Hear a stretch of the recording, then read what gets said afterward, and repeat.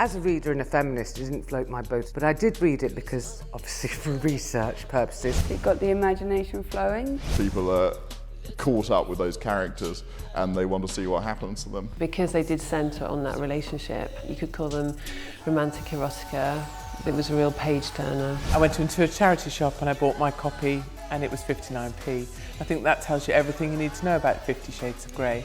I contemplated going to the library and there was a voice in my head telling me, oh, the librarian's going to judge me a little bit for taking that one out. And then I thought, wait, do I want to use a used copy of 50 Shades of Grey? There's a deep shame to being seen with the book.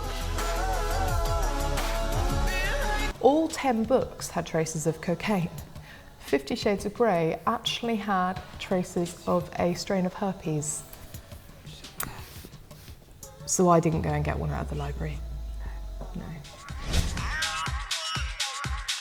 I would never read that book in public because that would be a tragedy. There's such a stigma around it. I had it hidden inside the Times newspaper, but I would never be seen with 50 Shades of Grey.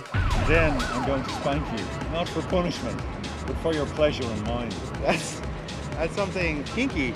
Yeah, it's really kinky. I think it's a very unpleasant thing. He pauses, gauging my wide-eyed reaction. Graphic. I think it'll make a good read. I didn't expect to read that in the middle of New York.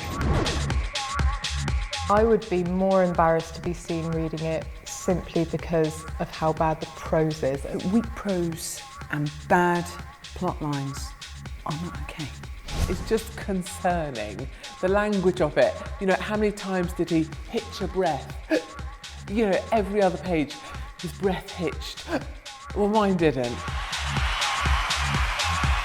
J.K. Rowling refuses to read it. It might be due to the fact that 50 Shades of Grey did outsell Harry Potter. It's the quickest selling paperback, which probably rubbed J.K. Rowling up the wrong way. Good choice of words. Just a little bit. Good choice of words. It's what sells.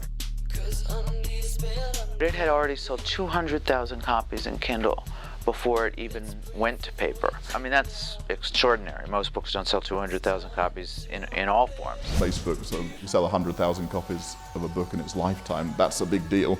This book sold 600,000 copies in 1 week. The fact that they were page turners was more important than being particularly well written. You know, they appealed. Still a book that you would leave behind on the bookshelf in the apartment that you rented for a week's holiday to have a bit of nookie with the husband you hate, and you'd leave it behind on the shelf because you don't want to be seen with it. It's a love story, but it just happens to have some... Everyone's just so interested in romantic relationships. They love reading about them, they compare them to their own. Clearly what sets it apart is the sex. After all, how else to explain that this is the most successful book practically ever?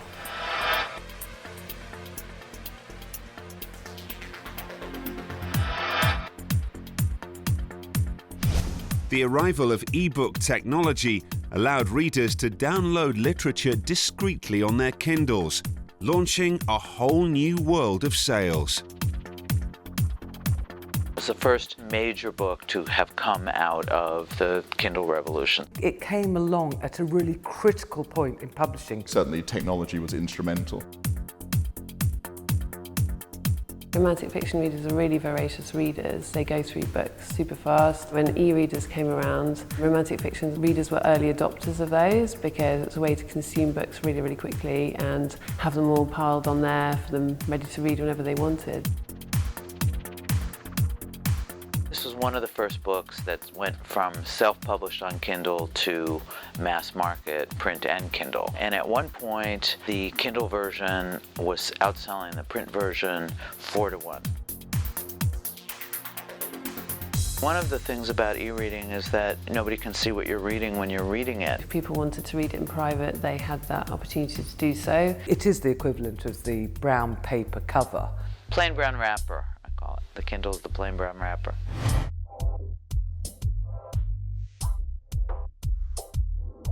"50 Shades of Grey" is a book that got everything right.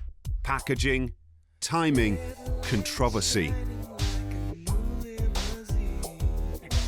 If you type provocative fiction into Google, you get 50 Shades of Grey and Mein Kampf. which is Hitler's autobiography. Two top choices, not. It saved the high street bookstores, but it proved that there was still a huge appetite for physical books.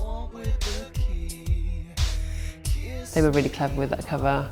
It was really subtle and allowed it to be put on tables in bookshops everywhere and not necessarily in the erotic fiction or romantic fiction areas. Everyone's been flaring up about 50 Shades since it's been released. It takes a lot to be writing this sort of information, and the way it's been portrayed is not as bad as people think it is, because most people think it's erotic, or which is not, it's a romantic story.